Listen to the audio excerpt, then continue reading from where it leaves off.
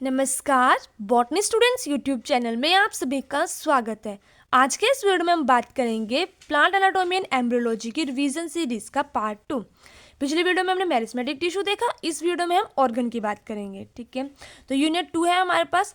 इस वीडियो में हम जो भी हमारे पास structure of dicot and monocot, root, stem और लीफ से इंपॉर्टेंट क्वेश्चन है उनके बारे में बात करेंगे, और जो प्रीवियस ईयर आए हैं, ठीक है, उनको देखेंगे हम इस वीडियो में।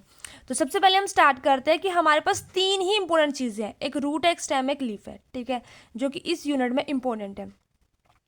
रूट की बात करते हैं तो जब भी हमें रूट से क्वेश्चन आता है, देखो बहुत बार रूट से क्वेश्चन आता है, चाहे वो डाइकोट की रूट को बनाने को बोले या मोनोकोट रूट को। ये नहीं कि हमें सीधा जाके वहाँ पे बनानी है, ड्रॉ करनी है, हमें उसके पार्ट को इलेबोरेट करके लिखना भी आना चाहिए, ठीक है, जिसको एनाटॉमिकली फीचर्स बोलते हैं। जब आप ड्रॉ करेंगे किसी भी चीज़ को, डाइकोट या मोनोकोट को, आपको उसके फीचर्स को लिखना है, क्योंकि हमारे पास 5 या 7 नंबर का एक क्वेश्चन आता है। तो क्या क्या चीज़ें जो हमें लिखनी है, एपिब्लेमा लिखना है। एपिडर्मिस बोलते हैं जब स्टेम में होता है, एपिब्लेमा बोलते हैं जब रूट में होता है, ठीक है, तो ये हमें याद रखना है। एपिडर्मिस को ही एपिब्लेमा बोलते हैं, अपर मोस्ट लेयर होती है जो रूट हेयर्स होते हैं जिसके ऊपर। इसके अलावा एक छोटा सा टर्म आती है वेलामेम। वेलामेम जो है एपिडर्मिस का ही पार्ट है। ये उन स्पीसीज में होता है जहाँ पे ड्राई या फिर वेट हमारे पास वेदर होता है।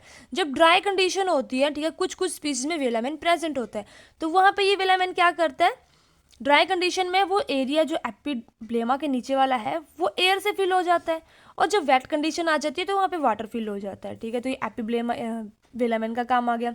कॉर्टेक्स हमें पता है। एंडोडर्मिस क्या है, जो हमारा वेस्कुलर सिलेंडर है उसके बाहर वाला स्ट्रक्चर। पेरिसाइकिल की लेयरिंग आ जाती है, और फिर बीच में पित्त आता है, और हमारे पास साइलम फ्लोएम आ जाते हैं, ठीक है, ये आपको आना चाहिए, ठीक है। आप इसको अलग से पढ़ सकते हैं, या अगर आपको नहीं समझ आए तो मैं अलग से वीडियो भी इस पर पहले भी बनाई है, अगर वो भी अच्छी नहीं लगे तो आप मैं फिर से भी बना सकती हूँ, ठीक है। तो हमें रूट का स्ट्रक्चर आना ही चाहिए, और इलेबोरेट करके लिख के आना है बच्चों, ठीक है, ऐसे नहीं छोड़ के आना है। क्या क्या आते हैं हमारे पास डायग्राम के लिए बोले तो हमारे पास 4-5 डायग्राम आनी चाहिए। TS dicot root, TS monocot root, velamen, TS of orchid, और डेवलपमेंट ऑफ लेटरल रूट्स, ये आती है मोनोकोट में। इससे ज़्यादा क्वेश्चन नहीं पूछा जाता, पर पूछ सकते हैं, ठीक है। तो आपको ये 4-5 जो स्ट्रक्चर है रूट के ये आने चाहिए, डाइकोट रूट का, मोनोकोट रूट का। आपको ड्रा करना है, और जो जो पार्ट आपको नजर आ रहे हैं वो आपने लिख देनी है, ठीक है, काफ़ी सिंपल है। उसके बाद हमारे पास ये हो गया रूट का।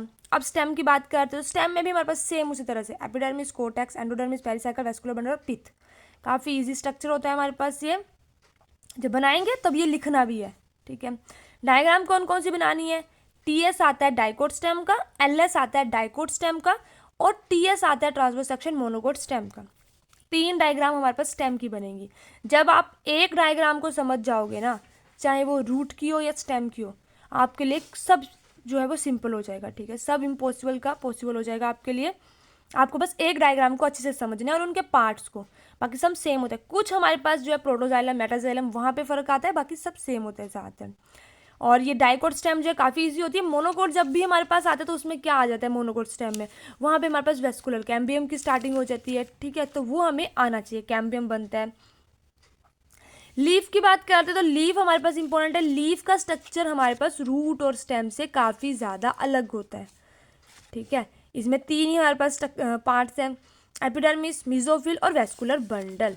वेस्कुलर बंडल तो सभी जगह प्रेजेंट है, ठीक है, वहाँ पे वेस्कुलर सिलेंडर बोलते हैं या वेस्कुलर बंडल बोला जाता है। इसमें हमारे पास मोनोकोट और डाइकोट सेम उसी तरह से आ जाता है। कुछ हमारे पास डिफरेंसेस होते हैं। डाइकोट हर स्पीसीज में काफ़ी ज़्यादा सिंपल है, लेकिन जब मोनोकोट की बात करते हैं तो वहाँ पे थोड़ा सा कॉम्प्लेक्स सा स्ट्रक्चर आ जाता है, ठीक है। तो आपको ये पार्ट पता होने चाहिए, और जो डायग्राम बनती है हमारे पास वो आपको आनी चाहिए, डाइकोट लीफ की और मोनोकोट लीफ की, ठीक है। नेक्स्ट जो डिफरेंसेस आते हैं, बहुत ज़्यादा बार डिफरेंसेस आ रहे हैं, ठीक है। जब आप खुद से ड्रॉ करेंगे ना, टाइम अभी थोड़ा सा कम है, लेकिन एक दिन लगा के भी अगर आप खुद से ड्रॉ करेंगे तो आपको सारी की सारी डायग्राम जो है आ जाएंगी, और एग्जाम से पहले भी इनको ड्रॉ करके जाना बहुत ज़रूरी है, ठीक है। जब आप खुद ड्रॉ करेंगे तो आपको पता लग जाएगा difference between anatomy of root and stem, यानी कि रूट और स्टेम के बीच में डिफरेंस बोला गया है, ठीक है। डाइकोट और मोनोकोट रूट के बीच में एनाटॉमी वाली फीचर बतानी है, ठीक है। रेडिकल और प्लम्यूल नहीं आएगा यहाँ पे एनाटॉमिक फीचर, यानी कि इसमें हमारे पास कौन सा वेस्कुलर बंडल है, इसमें मेटाजाइलम है, प्रोटोजाइलम है, ठीक है, ये सब चीज़ों के ऊपर डिफरेंस बताना है। डाइकोट और मोनोकोट रूट में, डाइकोट और मोनोकोट स्टेम में, डाइकोट और मोनोकोट लीफ में। जब आप ड्रॉ करेंगे आपको ये काफ़ी ईजिली हो जाएगा, ठीक है। अब नेक्स्ट हमारे पास आता है प्रीवियस ईयर क्वेश्चन पेपर। तो ये 2022 में आया था हमारे पास। Differentiate root and stem anatomically, root और स्टेम में डिफरेंस बताया पूछा गया है, ठीक है, सीधा ही। ये आ गया हमारे पास 5 मार्क्स का क्वेश्चन। तो ऐसा ही क्वेश्चन आपको एग्जाम में आएगा इस बार भी। नेक्स्ट हमारे पास 2023 में पूछा गया है, describe internal structure of a normal dicotyledon leaf along with well labelled diagram. Internal structure को इलेबोरेट करके लिखना है और उसकी डायग्राम भी बनानी है। ये भी आपके पास 5 मार्क्स का क्वेश्चन है, ठीक है। नेक्स्ट है हमारे पास, classify stomata on the basis of their distribution on leaf. तो हमने जब लीफ किया होगा तो हमें आ जाएगा ये क्वेश्चन, ठीक है। स्टोमेटा की डिस्ट्रीब्यूशन बतानी है लीफ के ऊपर, तो लीफ से भी क्वेश्चन है। डाइकोट और मोनोकोट लीफ के अलावा डायरेक्ट यहाँ पे स्टोमेटा के ऊपर क्वेश्चन आ गया है, ठीक है, 3 मार्क्स का। अब जैसे मैंने वेलामैन के ऊपर क्वेश्चन बताया, ठीक है, हमारे पास जो भी एक सेक्शन होते हैं हमें 10 मार्क्स का सेक्शन होता है, ठीक है। लेकिन यहाँ पे अनइक्वल डिस्ट्रीब्यूशन भी हो सकती है मार्क्स की। जैसे परमानेंट टिश्यू वाला हमारे पास 7 मार्क्स का दे दिया और ये स्टोमेटा वाला 3 मार्क्स का दे दिया, ठीक है। तो जो छोटे क्वेश्चन है हमें उनको भी करके जाना है।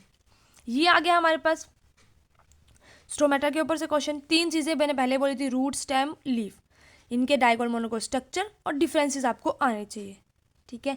फिर आपकी ये यूनिट तैयार हो जाएगी। 4-5 चीज़ें हैं इसमें और कुछ भी नहीं है, डायरेक्ट आपको क्वेश्चन ज़रूर आएगा, ठीक है।